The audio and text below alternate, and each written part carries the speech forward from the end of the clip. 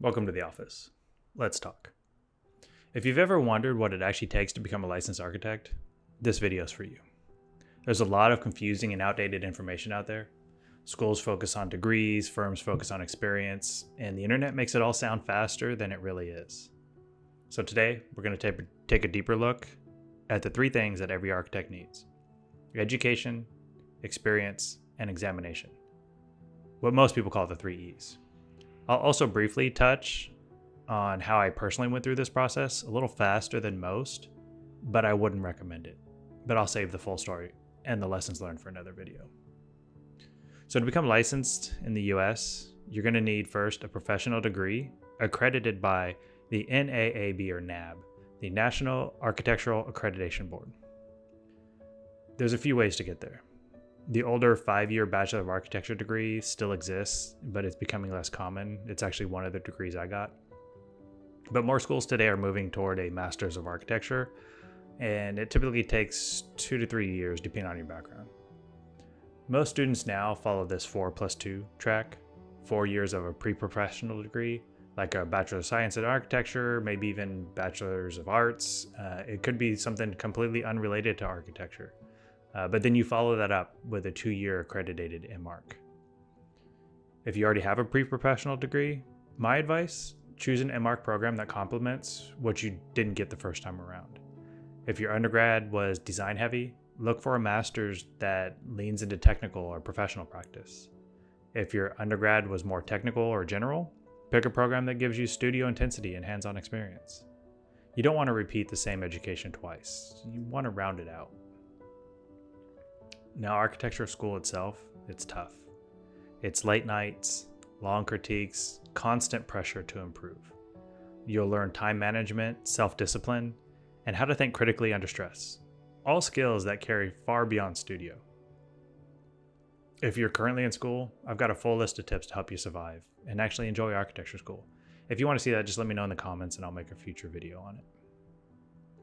So after school, or sometimes even during your summers while in school, you'll start gaining AXP hours.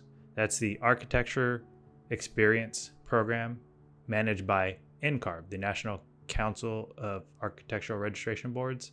There's a lot of acronyms we use in architecture, and I don't always get them right, so forgive me if I mislabel them. We just call it NCARB and AXP. So this is your professional training ground. You'll need to complete about 40 something, over 3,000 hours of documented experience across a range of categories, from early design planning to construction administration. In a perfect world, your firm would give you a balanced exposure to all of these areas, naturally. But in reality, that doesn't always happen. Some categories are easier to get than others. If you work mostly in design, you might struggle to log construction administration or project management hours. And if you're in a smaller office, you might not see much of the larger coordination side of projects. That's why I always recommend being proactive.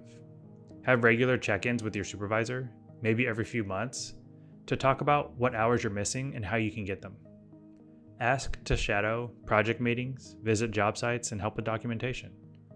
The firms, they appreciate initiative, and they'll usually support you if they know what you're working towards. Remember, this phase isn't just checking boxes. It's about seeing the full life cycle of architecture. You're learning how ideas move from sketch to building, and how real projects get managed in the real world. Now, like I mentioned earlier, I went through this process fast. I combined school, work, and exams pretty much at the same time and in a pretty tight window, finishing everything in about 6 years total. But while I technically did it faster, I don't think I absorbed as much as I could have. So take your time. Don't just chase completion, chase comprehension.